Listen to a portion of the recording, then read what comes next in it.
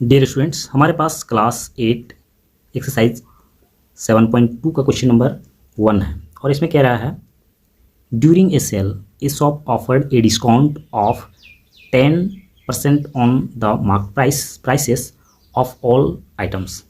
मतलब एक सेल के दौरान एक दुकान जो है अपने सभी सामानों पर 10% की छूट देती है, 10% का डिस्काउंट दे रही है। What would a customer have to pay for a pair of jeans marked at rupees 1450 and two shirts marked at rupees 850 each। यहाँ पे देखिए, यहाँ आगे कह रहा है एक कस्टमर को कितना रुपया देना पड़ेगा अगर वो ये सामान लेता है। जीन्स लेता है, पेयर ऑफ जीन्स का जोड़ा है और उस पर रुपीज़ उसका प्राइस जो है लिखा हुआ है 1450 और शर्ट जो है 2 शर्ट का जिस पे दोनों शर्ट पे इतना रुपीज़ लिखा हुआ है। देखिए यहाँ पे जीन्स जो है वो पेयर में है, वो उसको इसी प्राइस पे डिस्काउंट मिलेगा, लेकिन शर्ट के लिए कह रहा है ईच शर्ट, मतलब 2 शर्ट के लिए अलग अलग 2 शर्ट जो है और उस पर इतना प्राइस लिखा हुआ है और उस पर उसको डिस्काउंट मिलता है। तो यहाँ पे सॉल्व करते हैं। सबसे पहले मार्क प्राइस जीन्स का जो दिया हुआ है, पेयर ऑफ जीन्स जो दिया हुआ है उसको लिख लेते हैं। यहाँ पे दिया हुआ है रुपीज़ कितना है 1450, ये प्राइस दिया हुआ है, ठीक है। और डिस्काउंट जब 10% मिलेगा तो फिर कितना हो जाएगा, 10% डिस्काउंट, 10% ऑफ किस पे 1450 पे, इसका 10% क्या हो जाएगा, 10% मतलब 10/100 मल्टीप्लाई 1450, ये हो जाएगा। ये कट जाएगा, इसको काट लेते हैं। ये एक जीरो यहाँ से कट जाएगा, एक जीरो यहाँ से कट जाएगा, एक यहाँ से कट जाएगा और एक यहाँ से कट जाएगा। मतलब है कि इतना रुपीज़ का उसको डिस्काउंट मिलेगा, 1450 पे 145 का डिस्काउंट मिलेगा। तो कितना पे करना पड़ेगा इस पर 1450 माइनस 145, इतना रुपया उसको डिस्काउंट हो जाएगा। कितना बच जाएगा, जितना बचेगा जीन्स के लिए उसे इतना पे करना पड़ेगा।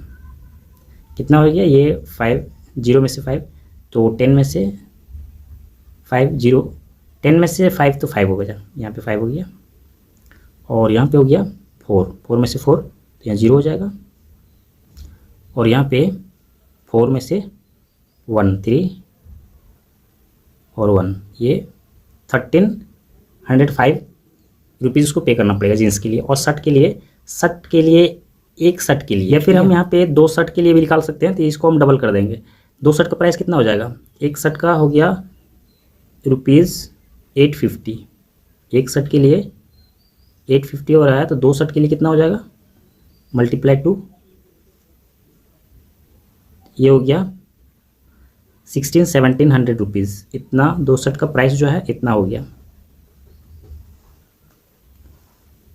तो फिर 10% डिस्काउंट जब मिलेगा तो कितना डिस्काउंट मिलेगा, इसको हम जगह ले लेते हैं, नोट डाउन करते जाएंगे आप लोग। यहाँ पे इसको कैलकुलेट कर लेते हैं। 10% ऑफ 1700 ये हो गया, तो 10% इसका 10/100 हो गया मल्टीप्लाई 17,